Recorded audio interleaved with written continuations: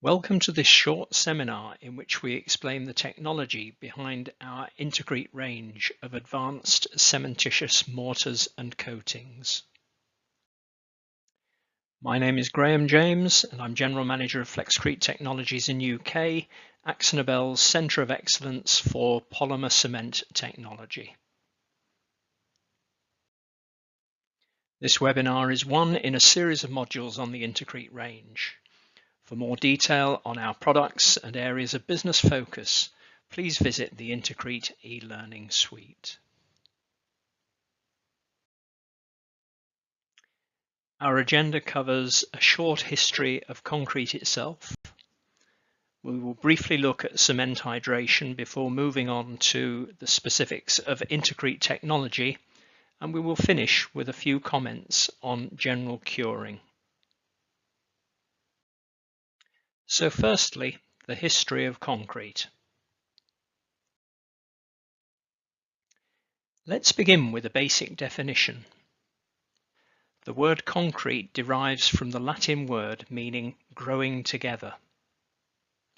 Concrete is the product of mixing cement with fine aggregates or sand, less than 5 millimeters in size, coarse aggregates from typically 6 millimeters up to 40 millimeters, and admixtures and water.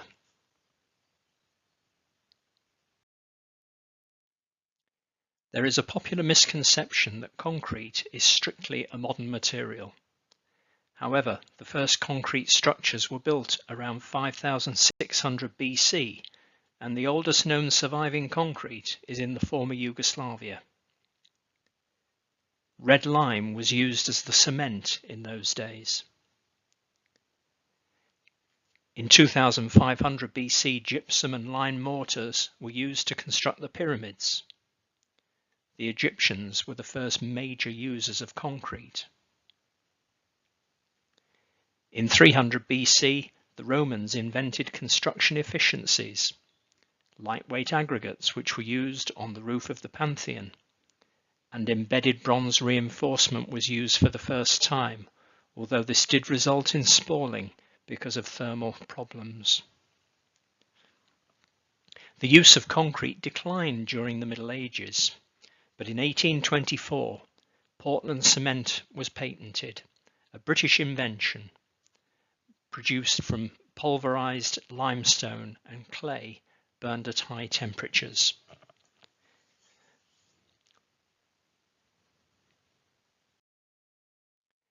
We will now discuss the hydration of cement. There are different forms of cement. Firstly, there is ordinary Portland cement, or OPC, which is a hydraulic binder, which chemically reacts with water to set and harden. It forms hydrates which strengthen with age. Ground granulated blast furnace slag is a latent hydraulic binder. It exhibits a slight chemical reaction with water to set and harden, but reacts readily in the presence of lime. Finally, Pozzolans, the name of which is derived from volcanic tufts found in Pozzolans in Italy. They are chemically inert in water, but will exhibit cementitious properties in the presence of lime. Typical examples are pulverized fuel ash from power stations, microsilica, which is collected from the flume gases from the production of ferrosilicon steel, and metakaolin, which is calcined china clay. We will now look at the hydration of ordinary Portland cement. In the early phase, gypsum reacts preferentially with cement particles, delaying what would otherwise be a violent reaction. This continues until all the gypsum has been used up. Once the gypsum is consumed, hydration begins in earnest, and the calcium silicate hydrate gel is formed. However, as we can see from the images on the left of the screen, this does produce a structure in which there are many voids and defects.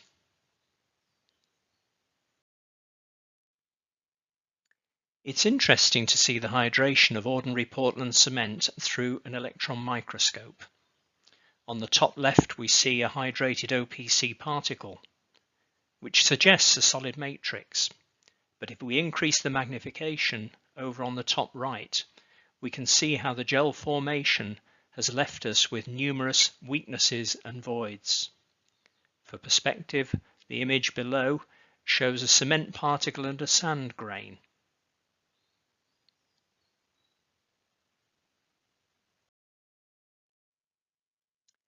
We turn now to the hydration of Pozzolans. Calcium hydroxide is an alkali and is produced during the hydration of OPC.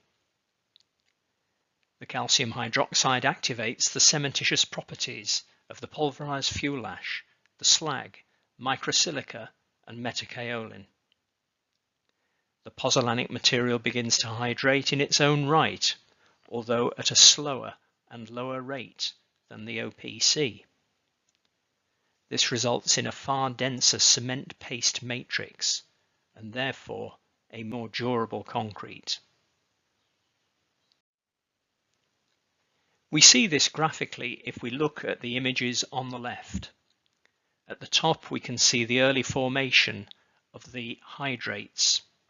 In the second image we can see how the pozzolanic reactivity begins, smaller particles which are hydrating in their own right. And at the bottom we can see how these pozzolans, once reacted, are very effective at densifying the matrix. We can now take a look at the different types of pozzolan in relation to ordinary Portland cement. PFA, or pulverized fuel ash, is a byproduct from coal-fired power stations. Microsilica is collected from the flume gases generated during the production of ferrosilicon or pure silicon steel. The shape of individual particles relates to their origin. As waste gases, we can see that PFA and microsilica are spherical. Metakaolin, which is calcined china clay, ground granulated blast furnace slag from molten iron slag, and ordinary Portland cement are all processed items, as demonstrated by their angular shape. The size, shape, and rate of reactivity of each of these materials has an influence on the performance of the formulated intercrete mortar or coating. The skill of the design team is to ensure the optimum balance of these components to give the best handling characteristics during installation and long-term durability in service.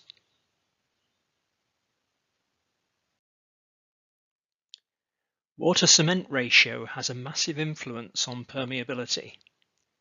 Strictly speaking, only a 25% water addition is needed to hydrate cement. Any water above this level is to make the material workable and allow placement. Typically, a high-performance concrete will have a water-cement ratio of approximately 0.4. Any excess water above this is available for evaporation, leaving behind an increasing number of interconnecting pores. As we can see from the graph, permeability shoots up once the water-cement ratio exceeds 0.6. With regard to intercrete formulations, to achieve maximum performance and durability, we successfully limit the water-cement ratio to around 0.3.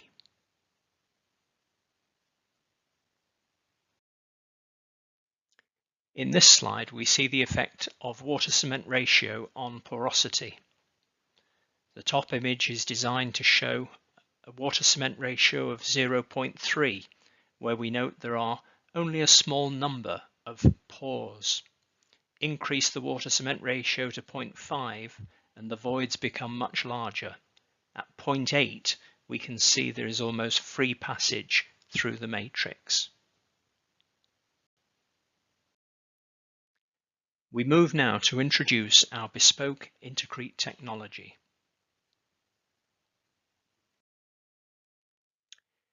The Intercrete range is designed for maximum durability. We use the properties of cement, polymer, epoxy, fiber, and pozzolanic technologies in order to minimize porosity and permeability, with the objective of maximizing the physical characteristics and durability. We have talked earlier about porosity and permeability, but we would like to put some simple definitions on these terms. Porosity is the total volume of hollow spaces or pores, and permeability is the rate of flow of liquid through a matrix with interconnected pores.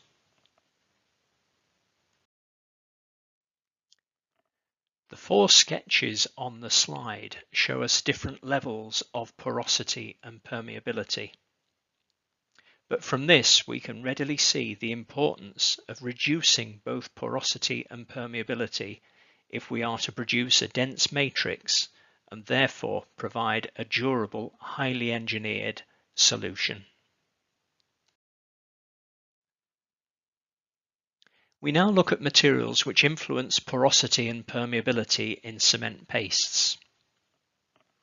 In terms of porosity, the list includes polymers, microsilica, soluble silicates, pulverized fuel ash, ground granulated blast furnace slag, and metakaolin.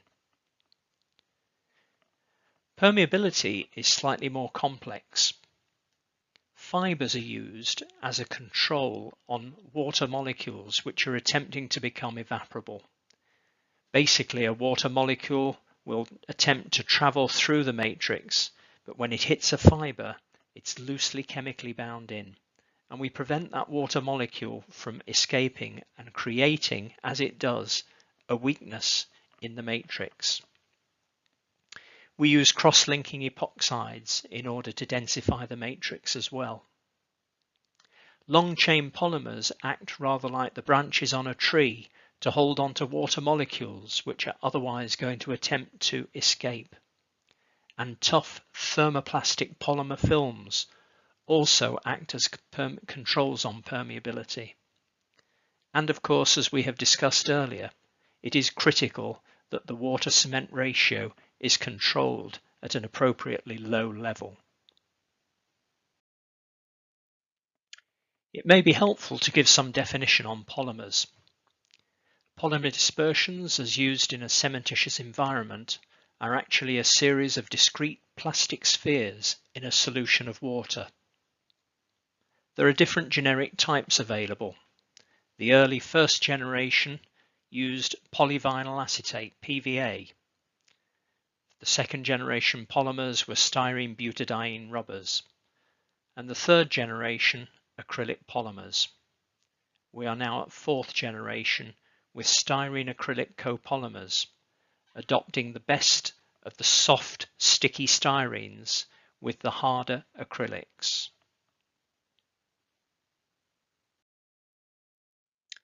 We now see the process of polymer film formation on cement hydrates. In the early phase, a polymer latex, polymer particles in water, will surround the cement hydrates. As the chemical hydration process continues, fueled by the water, we get flocculation of polymer particles on the surface. Ultimately, as all the water is drained away, coalescence of the polymer particles takes place, and we form the polymer film surrounding the cement hydrate. We use polymer dispersions, that is polymer in liquid form, in our sophisticated cementitious coating formulations. For our single component mortars, we use spray-dried polymers, and here we see spray-dried polymers viewed under an electron microscope.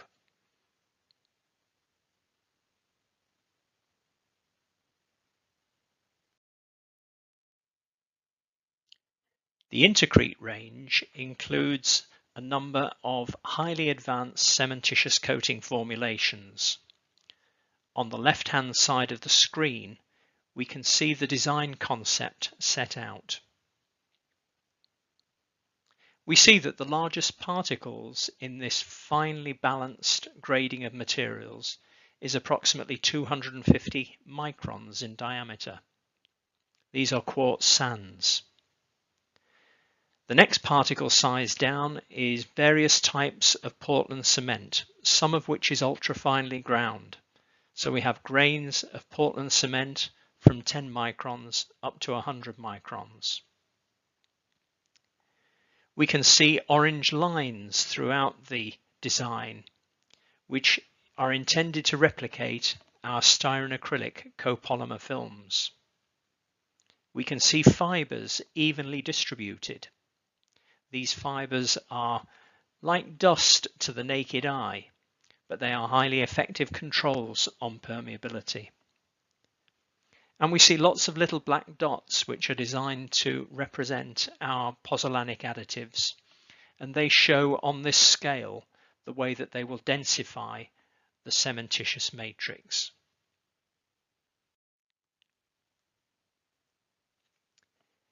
We now see theory turned into practice, courtesy of the University of Tromsø in Norway. This is an electron micrograph, the significance of which is the scale which is demonstrated by the black bar at the bottom right-hand side. This is just 100 microns, 1/10 of 1 millimeter. And if we compare 1/10 of a millimeter with the varying particle sizes we can see, we understand how we have achieved a tremendously dense matrix which acts as a superb barrier to the fuels for corrosion. One of the biggest threats to the integrity of reinforced concrete structures is carbonation, a process whereby carbon dioxide in the atmosphere is gradually absorbed into the surface of the concrete to cause a reduction in alkalinity and ultimately corrosion of the steel reinforcement. A 2 mm layer of our advanced cementitious coatings will provide the equivalent concrete cover to 100 mm of normal concrete, thus providing not only excellent protection against carbonation, but reinstating low cover where this is identified, either in new construction or structures which are already in service. Chloride-induced corrosion poses another serious threat to the integrity of reinforced concrete structures, both in marine environments subject to wetting and drying with seawater, but also where there are significant airborne chlorides in the atmosphere. Intercrete 4841 has been tested following a specific test procedure to determine the chloride ion diffusion. This compares an uncoated control sample in which the diffusion is recorded within the first month of test against a sample coated with 2 mm of Intercrete 4841. This test has now been ongoing for 31 years without achieving a steady state of flux. This means that Intercrete 4841 will provide at least 31 years performance as a proven barrier to the ingress of chloride ions. Chloride ions are actually tiny. They are measured in angstroms in diameter, and they will readily enter unprotected concrete. With regard to waterproofing, we test for water permeability using a standard 10 bar pressure, which is equivalent to a 100 meter hydrostatic head. Depending on which of our advanced cementitious coatings is selected, a 2 mm coating will achieve equivalent waterproofing to up to 6 meters of normal concrete. Water permeability is measured at 10 to the minus 17 meters per second, which is close to the immeasurable end of the scale.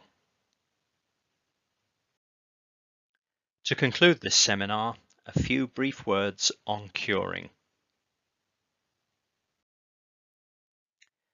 Appropriate attention must be given to curing of concrete and all cementitious materials, including the intercrete mortars and cementitious coatings.